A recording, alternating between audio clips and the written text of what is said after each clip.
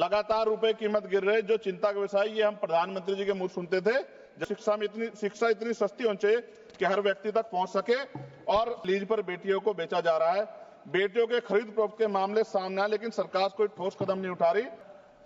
पढ़ा लिखा बेकार है, मिलता ना रोजगार है, ऐसी हमारी सरकार।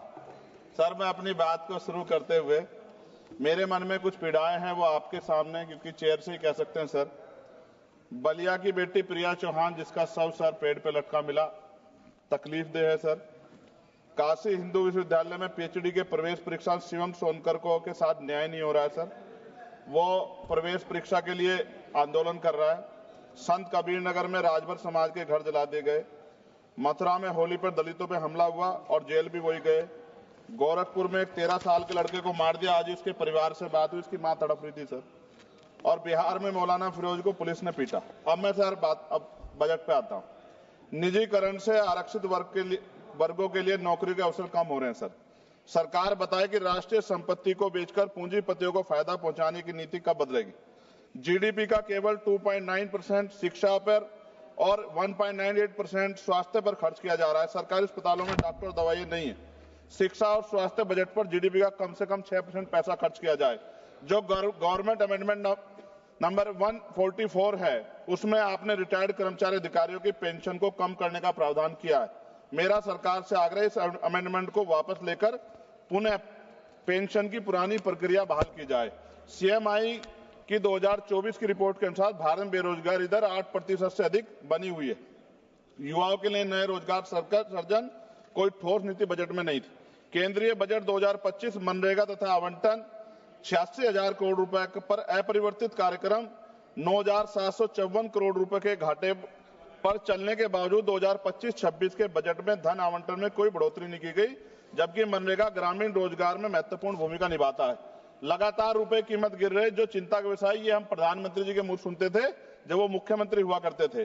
प्राय देखने में आता है किसान अपने ऋण के कारण आत्महत्या कर रहे हैं और सरकार उनके ऋण माफ नहीं कर रही, जबकि दूसरे बड़े बड़े उद्योगपति और कंपनियों का ऋण माफ किया जा रहा है।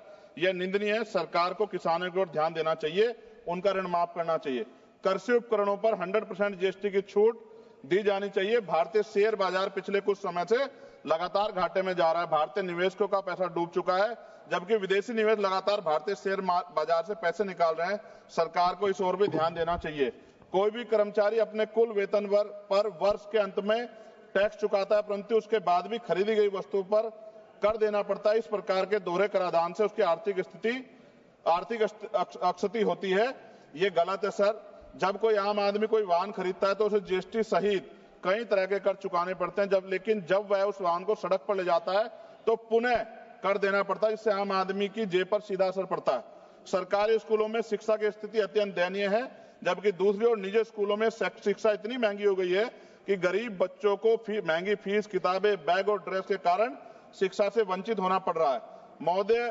महोदया, निजी स्कूलों की कालाबाजारी बंद होनी चाहिए और शिक्षा इतनी सस्ती होनी चाहिए कि हर व्यक्ति तक पहुंच सके, और प्राइवेट स्कूलों पे कैप हो कि वो ज्यादा फीस ना ले सकें। साथ साथ उत्तर प्रदेश में, जी खत्म करूंगा, उत्तर प्रदेश और अन्य राज्यों में मानव तस्करी, आप तो सभापति जी खुद महिला है, ये मामला आप गंभीरता से सुनना, मेरी ये बहुत बड़ी चिंता है।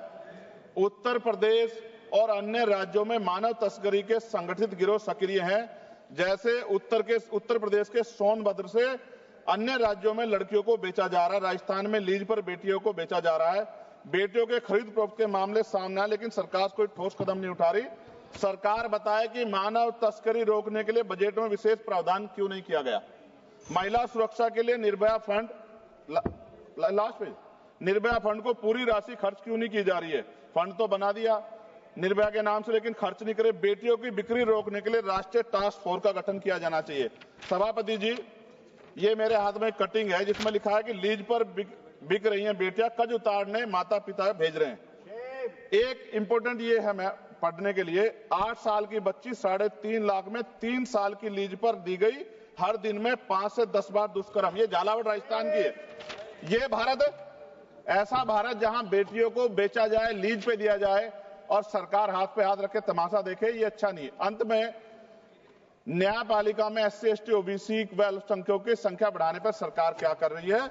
इन्हीं सब बातों के साथ मैं अपनी बात को खत्म करता हूं। जय भीम, जय भारत। आपका बहुत बहुत धन्यवाद। माननीय श्री N.K. प्रेमचंद्रन जी। लगभग